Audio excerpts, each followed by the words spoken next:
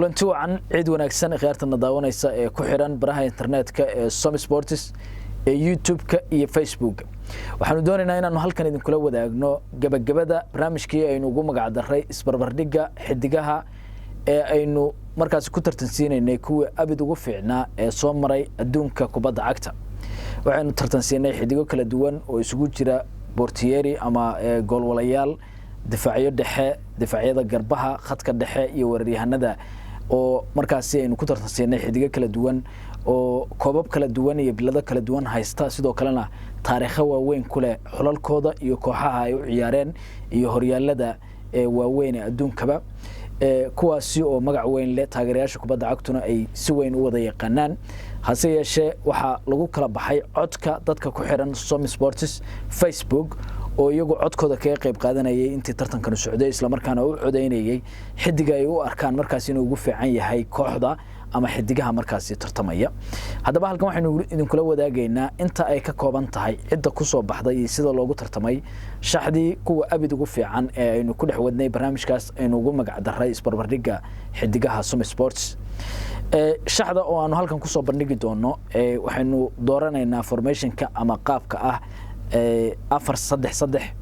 waxaan ka bilaabayaa Portieriga oo uu ku soo baxay goolwalihii hore ee kooxda Real Madrid iyo xulka qaranka Spain Iker Casillas kaas oo ka soo baxay Portieriyaal waaweyn oo magac leh waxaana uu ku soo baxay codka ku taxanayaasha Som Sports Facebook daafacyada dhexe hadaan u imaado ama labada daafac ee dhexe waxa ku soo baxay daafacii hore ee kooxda Chelsea iyo xulka qaranka Ingiriiska John Terry oo isagu ku soo baxay codka ku taxanayaasheena iyo sidoo kale daafaca haatana ah kabtanka Real Madrid Sergio Ramos iyo sidoo kale kabtanka iyo daafaca xulka qaranka Spain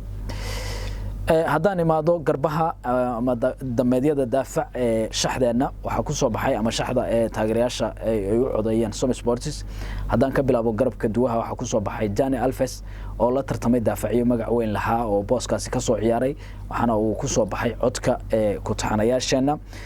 Trega ama daafaca bidix waxa ku soo baxay Roberto Carlos daafacii hore ee kooxda Real Madrid iyo xulka qaranka Brazil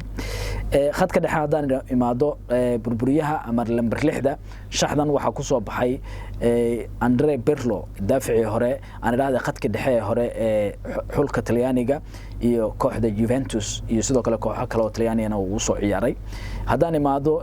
numberka 8ka ama numberka 8aad ee khadka dhexe shaxda waxa ku soo baxay Andres Iniesta oo daafaciyo waaweyn booskaasi aan raada kubad sameeyayaal waaweyn booskaasi kula tartamay numberka 10aad ee shaxdan waxa ku soo baxay Zinedine Zidane oo isaguna rag la boos ahaa oo magac ku lahaa kubadda cagta ee kula tartamay booska hase yeeshee isagu ku soo baxay codka ku taxanayaasheena Facebook garabka number 7 ama garab weerarka numberka 7 ee shaxdan waxa ku soo baxay Cristiano Ronaldo oo isaguna booskaasi ay kula tartameen weeraryahanno magac ku lahaa kubadda cagta hase yeeshee taageerayaasheena ama ku taxanayaasheena ay u arkeen inuu isagu ku haboon yahay booskaas shaxda ugu fiican abid ee kubadda cagta garabka haddaan imaado midig garab weerarka ama 11ka shaxdan waxa ku soo baxay Lionel Messi oo isaguna kula tartamay booskaas magac iyo taariikhba kula kubadda cagta oo booskaasna ka ciyaari jiray afka hore shaxdan kuwa abid ugu fiican waxa ku soo baxay Ronaldo Nazario da Lima ama Brazilian Ronaldo iyo normal Ronaldo intaba loo yaqaana ayaa isaguna booskaasi afka hore ama number 9ka shaxdan ku soo baxay waxaana uu kula tartamay sidoo kale rag taariikh weyn ku lahaa numberka 9aad aan raade shaxihii ama kooxihii ama qaramadii adduunka soo maray intaas ay ku dhantahay shaxdii kuwa abid ugu fiicnaa aynu u bixinay aynu ku tartansiinay barnaamijkeennii isbarbardhigga xidigaha aynu soo wadnay intii lagu guda jiray bishii barakaysnayd ee Ramadaan aadna kala socoteen bogga Facebookga ee Som Sports waad ku mahadsantihiin ka qaybgalkiina barnaamijka iyo sidaad codkiina u siinayseen cidii aad markaas u aragtaan inay macquul ku tahay booska markaas loo tartamayo waxa sidoo kale aan xor ahaa oo aan doonaynay inaan waliba afkaartiina aragno kala duwanaanshaha cod bixinta oo iyaduna muhiim noo ahayd oo qofku wuxuu xor u ahaa inuu qofku uu doono ama kooxdiisa u soo ciyaaray ama qaranka u taageero soo ciyaaray inuu codkiisa siin karay oo markaas isaga kula macquulsanaa hase yeeshee waxaanu qaadanaynaa qofka hela codadka ugu badan markaasi codbixintu codadka ugu badan ee codbixinta markaasi dhexdeeda lagu dhiibtay intaas ayaan ku soo gabagabaynaynaa hadaba shaxdeennii waxaana aanu idin leenahay ciid wanaagsan mar kale